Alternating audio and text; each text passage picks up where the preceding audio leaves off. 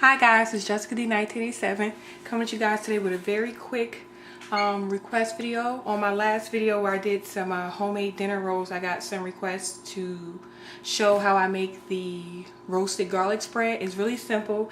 It's 5 ingredients and I'm pretty sure that you guys have most of these ingredients on hand already. If you hear any noise in the background, that is baby Justice. She is awake in her bouncer. She's not attached to me, thank you. So let's go ahead and get started.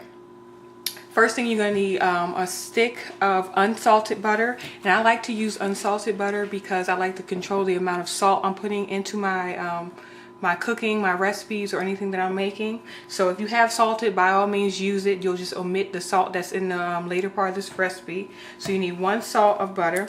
Also, I'm doing this in my food processor. If you don't have a food processor, you can use a blender. You can use a magic bullet. If you have anything, it will not work in an electric mixer or a hand mixer because you need to make sure that this is really smooth.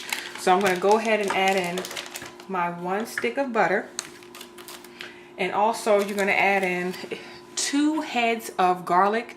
If they're small heads, you want to use 2. If you have a really large head, I think they're called the elephant bulbs of garlic at the grocery store, then by all means just use 1.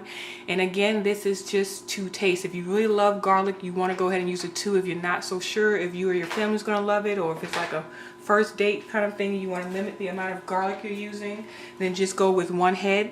And what I did is I took aluminum foil here, and you could 2 ways you can do this. You preheat your oven to 375 degrees. You take aluminum foil and you either take the whole head or 2 heads of garlic, slice off the top of it so you can expose the garlic cloves, and just pour about a teaspoon, maybe even a little bit less, of olive oil on the top of it.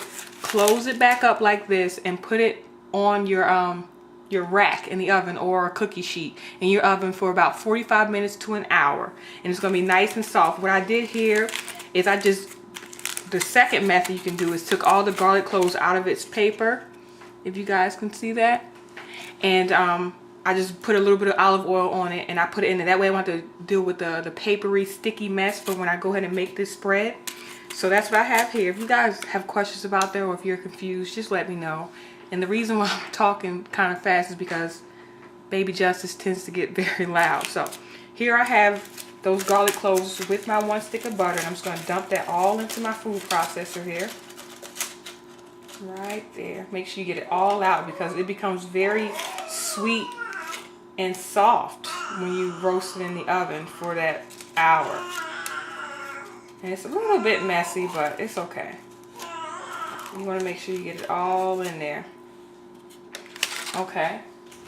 And from there, just wipe my hands off. From there, you're going to add in 1/4 of a cup of shredded Parmesan cheese. Now this is fresh. If all you have is that powdery grated kind that comes in a green container, use it. There's no need to go out and buy a whole separate thing of Parmesan cheese just for this recipe. So add that right in.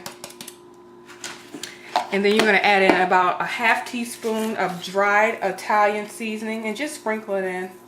You don't have to measure it. You can eyeball this. And then from there, you're going to add in about 1/4 to a 1/2 teaspoon of salt. I have sea salt here. Use what you have, table salt, kosher salt. And again, if you've used salted butter in the beginning, do not add the salt. It will be too salty, okay? So I'm going to take this. I'm going to blend it up. Takes about 2 minutes to pulse it up, and I'll come back and show you guys what the finished product looks like, so stay tuned. Okay guys, it took a total of about less than 2 minutes in my food processor to go ahead and pulse that up. So because I don't like to waste or create more dishes, I just put it back into my Parmesan cheese container. And if you guys can see here, this is the consistency. It's very thick, just like a butter, and you can store it in your refrigerator for 1 to 2 weeks. You can use it on bread like we're going to use tonight, on my homemade French bread. You can use it in mashed potatoes. You can use it in a lot of stuff. I mean, so it's limitless. You could, like I said, you can spread it on any of your breads, rolls, dinner rolls. You can use it in mashed potatoes. You can use it in sauces.